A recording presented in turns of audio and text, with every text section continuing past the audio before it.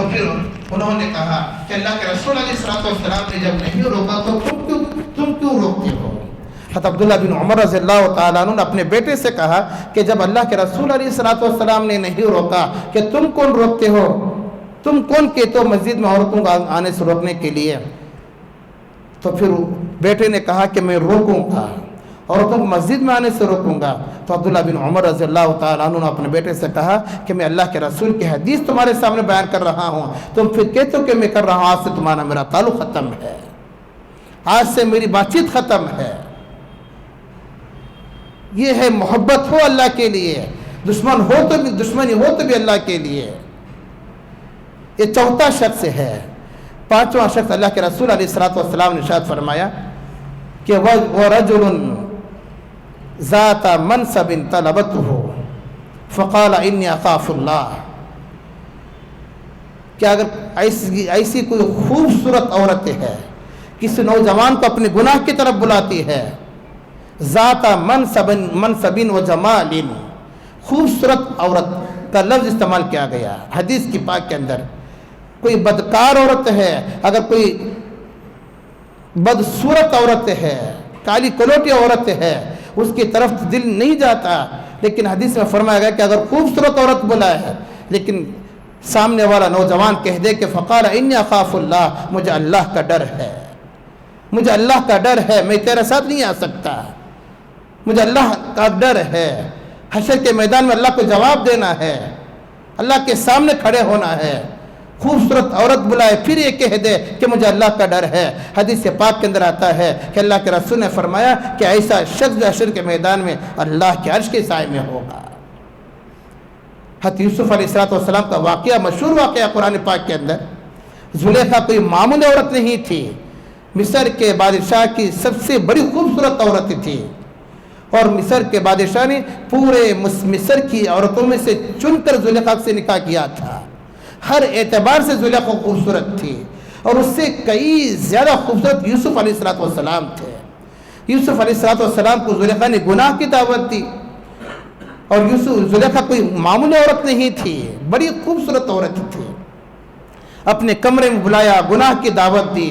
حدیث پاک کے اندر آتا ہے کہ 7 دروازے بند کر دیے تھے زلیخا نے کہ یوسف چھٹکارا نہ پائے، یوسف یہاں سے نہ نکلے، لیکن یوسف علیہ السلام اللہ کے نام سے بھاگتے گئے۔ فقال انی معاذ اللہ، اللہ کی پناہ، اللہ کی پناہ۔ وقالت حیت لک، قال معاذ اللہ، یہ کہہ کر یہ الفاظ کہتے ہوئے بھاگتے گئے۔ حدیث پاک کے اندر آتا ہے کہ یوسف جس دروازے کے پاس جاتے دروازہ خود بخود کھل جاتا۔ 7 دروازے بند کر دیے تھے، دروازہ خود بخود کھل گیا، اور کہا کہ فقال انی اخاف اللہ، مجھے اللہ کا ڈر ہے، مجھے اللہ کا ڈر ہے۔ بنی اسرائیل کا واقعہ اللہ کے رسول علیہ السلام صحابہ کے زمانے میں فرمایا کرتے تھے کہ بنی اسرائیل کے اندر ایک شخص تھا جس کا نام کفل تھا، بڑا بد قسم کا عورت، بڑا نوجوان، سرکش نوجوان اور گناہ کرنے والا، بڑا خواہش رکھنے والا نوجوان تھا۔ اللہ نے مال بھی عطا کیا تھا، وہ کسی عورت کے لالچ میں آ گیا، عورت کو بار بار گناہ کی طرف بلاتا تھا، لیکن عورت نہیں آتی تھی، عورت کی تھی کہ مجھے اللہ کا ڈر ہے، میں نہیں آ سکتی۔ لیکن ایک مرتبہ ایسا بھی ہوا کہ عورت مجبور ہو کر اس کے پاس جانا پڑا۔ مجبوری انسان کو کہاں سے کہاں تک لاتی ہے۔ اس کے چھوٹے بچے تھے، غریب حالت تھی، اب بچوں کا پیٹ بھرنے کے لیے، اپنا پیٹ بھرنے کے لیے خود اس کے پاس چلے گئی، دروازہ کفل نے بند کر دیا، اور 20 درہم میں یہ سودا ہوا۔ اب 20 درہم تو اس عورت کو دے دیے، جب دروازہ بند کر دیا تو دیکھا کہ عورت زاروں خطار رو رہی ہے، زاروں خطار رو رہی ہے۔ پھر اس عورت سے کفل نے پوچھا کہ کیا بات ہے کہ میں اس سے پہلے خود تجھے بلاتا تھا اور تو نہیں آتی تھی، لیکن آج تو خود میرے پاس چل کر آئی ہے، اور میں تجھے سودا کیا ہوں 20 درہم میں، پھر تو اب رو رہی ہے۔ تو عورت کہتی ہے کہ پیٹ کی مجبوری کی وجہ سے کام کر رہی ہوں، لیکن مجھے اللہ کا ڈر بھی ہے۔ حشر کے میدان میں اللہ اگر پوچھے تو میں کیا جواب دوں؟ یہ الفاظ اتنا اثر والے الفاظ تھے۔ حدیث پاک کے اندر آتا ہے کہ یہ اثر والے الفاظ اس عورت کی زبان سے جو نکلے ہوئے الفاظ تھے، اس قفل کے دل پر ایسا اثر ہوا کہ اس نے توبہ کر لیا اور کہا کہ تو یہ درہم بھی لے لینا اور یہ دینار بھی لے لینا، تو یہاں سے چلا جانا۔ اس عورت کو تو بھیج دیا، اتفاقاً ایسا ہوا وہ عورت تو چلے گئی، لیکن اسی رات میں قفل کا انتقال ہو گیا۔ اسی رات میں قفل کا انتقال ہو گیا۔ فرشتوں نے خود اس کے دروازے پر آ کر یہ لکھ دیا تھا کہ قد غفر اللہ للقفل، اللہ تبارک و تعالیٰ نے قفل کی مغفرت فرما دی۔ اللہ تبارک و تعالیٰ نے قفل کی مغفرت فرما دی۔ حدیث پاک کے الفاظ ہیں۔ حضرت عبداللہ بن عمر رضی اللہ تعالیٰ عنہ کہتے ہیں کہ یہ حدیث میں نے اللہ کے نبی علیہ السلام سے ایک مرتبہ نہیں، 2 مرتبہ نہیں، 3 مرتبہ، 7 مرتبہ اگر نہ سنا ہوتا تو میں یہ حدیث بیان نہ کرتا۔ میں نے 7 مرتبہ یہ اس واقعے کو میں اللہ کے نبی کی زبان سے سنا ہے۔ بنی اسرائیل کے اندر ایسا ہوتا تھا، رات میں اگر کوئی بندہ گناہ کرتا، صبح میں قدرتی طور پر اس کے دروازے پر لکھ دیا جاتا کہ آج کی رات یہ بندے نے بند کمرے میں بند ہو کر شراب پی ہے، اس کے دروازے پر لکھ دیا گیا۔ اب لوگ گزرنے والے گزرتے، دروازے پر لکھا ہوا نوٹس پڑھ لیتے اور دن بھر اس کی ذلت ہوتی۔ اگر کوئی بندہ زنا کرتا تو قدرتی طور پر لکھ دیا جاتا، اگر کوئی بندہ شراب پیتا قدرتی طور پر دروازے پر لکھ دیا جاتا، اگر کوئی بندہ اور کوئی گناہ کا کام کرتا تو قدرتی طور پر لکھ دیا جاتا۔ اب یہ قفل کے ساتھ ایسے ہی معاملہ ہوا کہ اللہ تبارک و تعالیٰ نے قدرتی طور پر اس کے دروازہ پہ لکھ دیا کہ قد غفر اللہ للقفل، اللہ تبارک و تعالیٰ نے قفل کی مغفرت فرما دی۔ یہ واقعہ بنا مغفرت کا ذریعہ۔ تو حدیث پاک کے اندر آتا ہے کہ اللہ کے رسول علیہ السلام نے ارشاد فرمایا کہ اگر کوئی بندہ کسی بندے کو کوئی خوبصورت عورت بلاتی ہے تو پھر وہ نوجوان کہتا ہے کہ انی اخاف اللہ، مجھے اللہ کا ڈر ہے، تو حشر کے میدان میں اللہ تبارک و تعالیٰ اپنا سایہ عطا فرمائیں گے۔ 5 لوگ ہو گئے، 6واں لوگ ہوئے ہیں، چھٹا آدمی حدیث پاک کے اندر آتا ہے اللہ کے رسول علیہ السلام نے ارشاد فرمایا ہے کہ ایک آدمی بندہ ایسا بھی ہے صدقہ کرتا ہے، ایک ہاتھ سے صدقہ کرتا ہے تو دوسرے ہاتھ کو پتہ نہیں چلتا، اتنا چھپا کر صدقہ کرتا ہے۔ ان تبدوا الصدقات فنعما هي وان تخفوها وتؤتوها الفقراء فهو خير لكم، تم صدقہ اگر چھپا کر بھی دو تو اچھا ہے، ظاہر کر کو بھی دو اچھا ہے، لیکن ان دونوں صدقوں میں بہتر صدقہ وہ ہے جو چھپا کر دیا جاتا ہے، پتہ نہ چلے لوگوں کو۔ کسی کو 10 روپے اٹھا کر دے دیا، کسی کو 100 روپے اٹھا کر دے دیا، کسی کی ضرورت مندوں پر ضرورت میں کام کر دیا، پھر محلے میں اس کا چرچا ہے، معاشرے میں اس کا چرچا ہے، خاندان میں اس کا چرچا ہے کہ فلاں صاحب نے یہ کیا، فلاں صاحب نے شادی میں ایسا کیا، فلاں صاحب نے فلاں لڑکی کے نکاح میں ایسا کیا، پھر پورا چرچا اس کا ہوتا ہے، پھر لوگوں کو دکھانے کے لیے ہوتا ہے۔ حدیث پاک میں فرمایا کہ ایسا صدقہ کرو کہ ایک ہاتھ سے کرے تو دوسرے ہاتھ کو پتہ نہ چلے۔ تو اللہ کے نبی نے فرمایا کہ ایسا صدقہ کرنے والا شخص حشر کے میدان میں اللہ کے عرش کے سائے میں ہوتا ہے۔ ایک مرتبہ اللہ کے رسول علیہ السلام کی صحابہ کی جماعت بیٹھی ہوئی تھی، صحابہ نے پوچھا کہ اللہ تبارک و تعالیٰ نے سب سے بڑی طاقتور چیز کس کو پیدا فرمایا؟ سب سے بڑی طاقتور چیز کس کو اللہ نے پیدا فرمایا؟ تو فرمایا کہ پہاڑ ہیں جو سب سے بڑے طاقتور ہیں۔ آپ تو اس جگہ پر تو پہاڑ نظر نہیں آتے، لیکن آپ دوسرے ممالک میں چلے جاؤ، پہاڑ اتنے بلند ہوتے ہیں کہ ہمالیہ جیسے پہاڑ ہوتے ہیں، وہ بڑے مضبوط ہوتے ہیں، تو بڑے طاقتور چیز ہوتی ہے پہاڑ۔ تو حدیث سے پاک میں فرمایا گیا کہ سب سے بڑی طاقتور چیز اللہ نے پہاڑ کو پیدا فرمایا ہے۔ پھر صحابہ نے پوچھا کہ پہاڑ کے بعد سب سے بڑی طاقتور کون سی ہے؟ تو اللہ کے رسول نے فرمایا کہ سب سے بڑی طاقتور چیز اللہ نے لوہے کو بنایا، آپ لوہے سے پہاڑ کو پھوڑ سکتے ہیں۔ پھر صحابہ نے پوچھا کہ لوہے سے زیادہ سب سے بڑی طاقتور کون سی ہے؟ تو فرمایا کہ آگ ہے، آگ کے اندر اگر لوہا ڈال دو تو پگھل جائے گا۔ پھر حدیث کے پاک کے اندر آتا ہے کہ آگ سے بھی زیادہ سب سے بڑی طاقتور چیز کون سی ہے؟ صحابہ اللہ کے رسول نے فرمایا کہ پانی ہے۔ پانی ایک ایسی چیز ہے جو آگ کو بھی بجھا دیتی ہے۔ پھر صحابہ نے پوچھا کہ یا رسول اللہ صلی اللہ علیہ وسلم کہ پانی سے زیادہ بڑی طاقتور چیز کون سی ہے؟ تو اللہ کے نبی نے فرمایا کہ ہوا ہے۔ ہوا کے اندر اللہ نے اتنی طاقت دی ہے کہ ہوا کے جھونکے جہاں پر جاتے ہیں وہاں سمندر کا رخ پھرتا ہے۔ آپ سمندر کا سفر کرو، کشتی میں بیٹھ کر سفر کرو، ہوا کے جھونکے جہاں جاتے ہیں وہاں سمندر کا رخ ہوتا ہے۔ تو ہوا کو اللہ نے سب سے بڑی طاقتور چیز بنایا۔ پھر صحابہ نے پوچھا کہ یا رسول اللہ صلی اللہ علیہ وسلم ہوا سے بھی زیادہ کوئی چیز ہے؟ تو اللہ کے نبی نے فرمایا کہ انسان سب سے بڑا طاقتور ہے، کیونکہ ہوا کو بھی اپنے کنٹرول میں کر سکتا ہے، آگ کو بھی اپنے کنٹرول میں کر سکتا ہے، پانی کو بھی اپنے کنٹرول میں کر سکتا ہے، پہاڑ کو بھی اپنے کنٹرول میں کر سکتا ہے۔ پھر اللہ کے نبی نے فرمایا کہ انسان کو اللہ نے سب سے بڑا طاقتور بنایا۔ پھر صحابہ نے پوچھا کہ یا رسول اللہ صلی اللہ علیہ وسلم انسان سے بھی زیادہ کوئی طاقتور چیز ہے؟ تو اللہ کے نبی نے فرمایا کہ انسان سے بڑا طاقتور شخص وہ ہے جو ایک ہاتھ سے صدقہ کرے تو دوسرا کو پتہ نہ چلے۔ صحابہ نے پوچھا کہ کیوں؟ پھر اللہ کے نبی نے فرمایا کہ وہ ایسا صدقہ ہے کہ اللہ کا غصہ جتنا بھی کیوں نہ ہو لیکن وہ صدقہ ٹھنڈا کر دیتا ہے، اللہ کے غصے کو ٹھنڈا کر دیتا ہے۔ جب اللہ کا غصہ ٹھنڈا ہو جاتا ہے تو پھر جب وہ اللہ کے غصے کو ٹھنڈی کرنے والی یہ چیز ہے، صدقہ ایک ایسی چیز ہے جس سے اللہ کا غصہ ٹھنڈا ہو جاتا ہے، تو پھر پتا چلا کہ صدقہ سب سے بڑی چیز ہے، سب سے بڑی طاقتور چیز ہے۔ حدیث پاک کے اندر یہ بھی آتا ہے کہ اللہ کے رسول علیہ الصلوۃ والسلام نے ارشاد فرمایا کہ صدقہ ایک ایسی چیز ہے جو انسان کو بری موت سے بچاتی ہے۔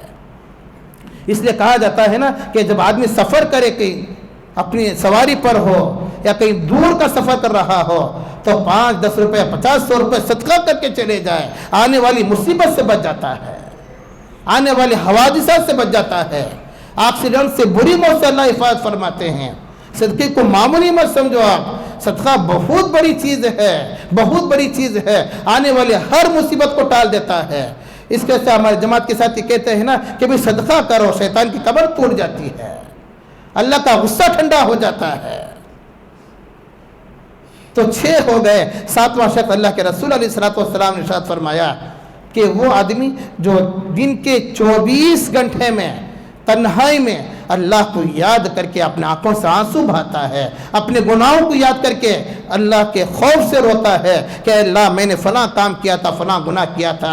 تو حدیث پاک کے اندر آتا ہے کہ 7واں شخص وہ ہے جو اللہ تبارک و تعالیٰ جس کو حشر کے میدان میں اپنا سایہ عطا فرمائیں گے، اپنے عرش کے سائے میں جگہ عطا فرمائیں گے، ایک وہ شخص بھی ہوگا جو اللہ کے ڈر سے گناہوں سے آنسو نکال کر روتا ہے، اللہ کے ڈر سے اپنے گناہوں سے، اپنے گناہوں کو یاد کر کے اپنے آنکھوں سے آنسو نکالتا ہے۔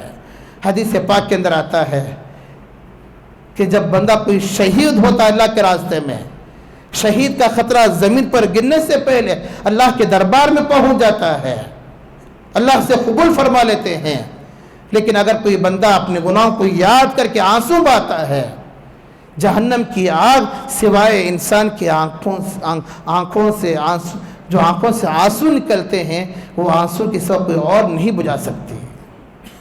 جہنم کی آگ کو انسان کے آنسو ہی بجھا سکتے ہیں۔ انسان کے آنکھوں کا یہ خطرہ جہنم کے کئی دریا کو بجھا دیتا ہے۔ لیکن انسان گناہ کو یاد کر کے روئے نا، ہم صبح سے شام تک گناہ کرتے رہتے ہیں لیکن ہم کو احساس بھی نہیں ہوتا، یاد بھی ہے کہ ہم نے فلاں گناہ کیا تھا، یاد بھی ہے کہ فلاں وقت میں فلاں یہ کام کیا تھا، لیکن ہمیں احساس نہیں ہے۔ سب سے بڑا گناہ کبیرہ، چند گناہ ایسے ہیں جو گناہ کبیرہ ہیں جو بغیر توبہ کے معاف نہیں ہوتے۔ زنا کرنا گناہ کبیرہ ہے، ماں باپ کی نافرمانی کرنا گناہ کبیرہ ہے، کسی کو قتل کرنا ناحق گناہ کبیرہ ہے، شراب پینا گناہ کبیرہ ہے، جھوٹی گواہی دینا گناہ کبیرہ ہے۔ یہ بغیر توبہ کے معاف نہیں ہوتے۔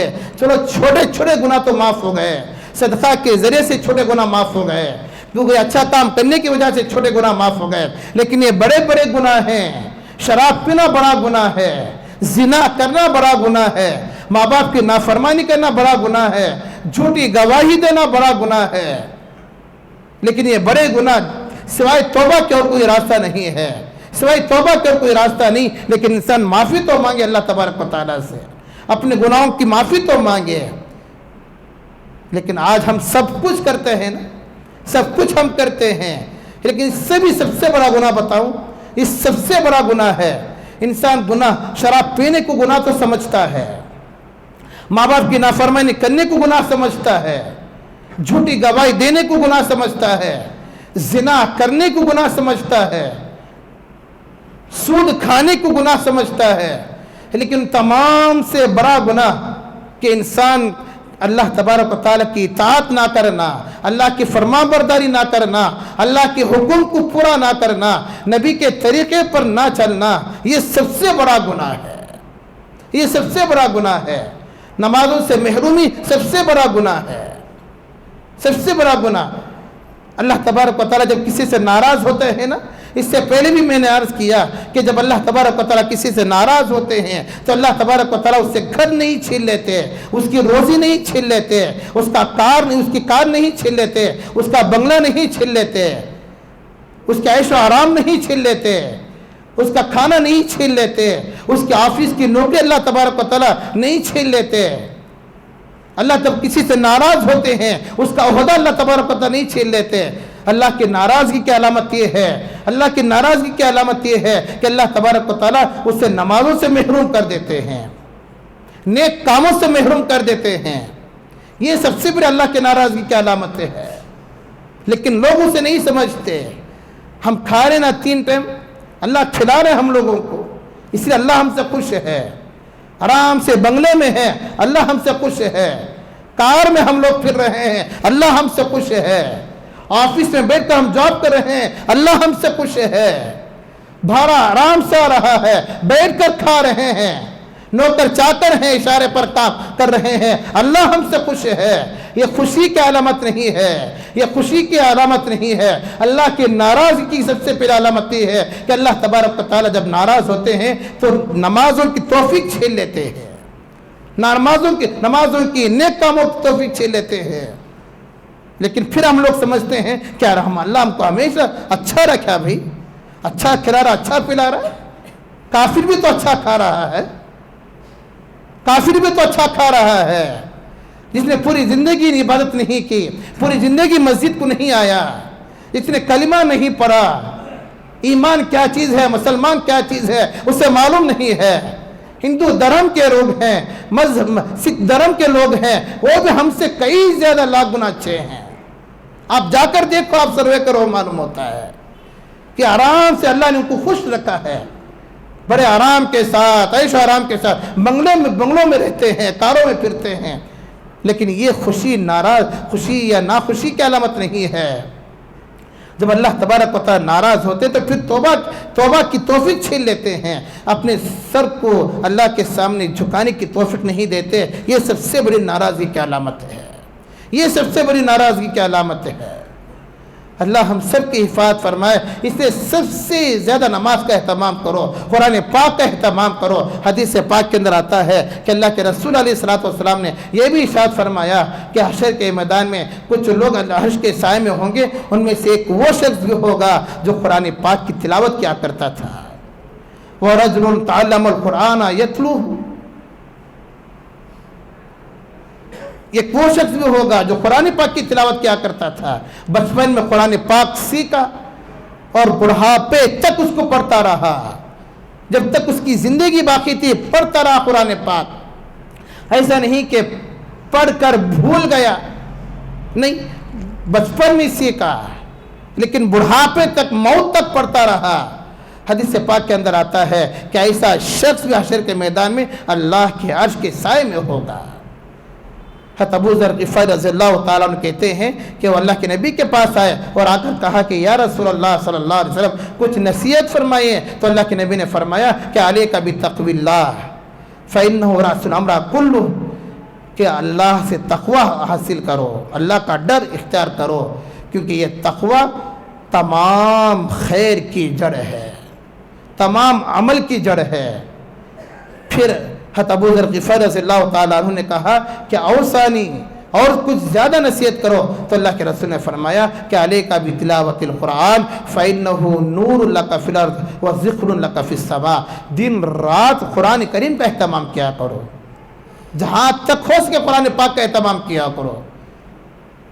زمین میں نور ہے اور آسمان میں ذخیرہ ہے، قرآن جہاں تک ہو سکے پڑھا کرو۔ حدیث پاک کے اندر آتا ہے کہ اللہ کے رسول نے ارشاد فرمایا کہ دلوں کو زنگ لگ جاتا ہے، جس طرح پانی، لوہے کو پانی لگنے سے لوہے کو زنگ لگ جاتا ہے۔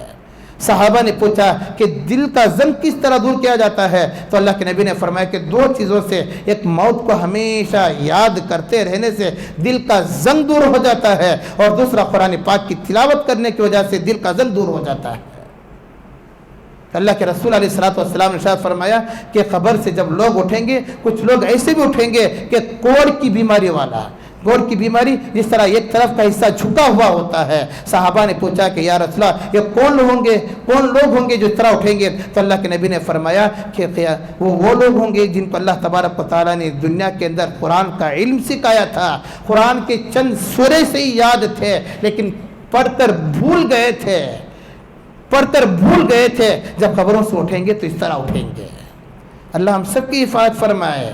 یہ کوئی معمولی حدیث نہیں ہے، یہ کوئی معمولی باتیں نہیں ہیں۔ حضرت شیخ نے فضائل قرآن کے اندر بھی اپنی اس حدیث کو لکھا ہے۔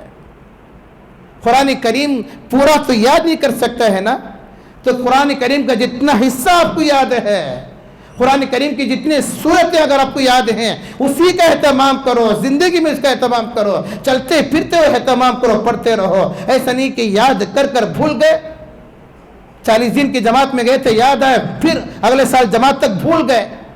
لوگ کرتے ہیں نا، 3 دن کی جماعت میں گئے تھے، یاد ہے سورہ، اور پھر دوسری بار جانے تک بھول گئے۔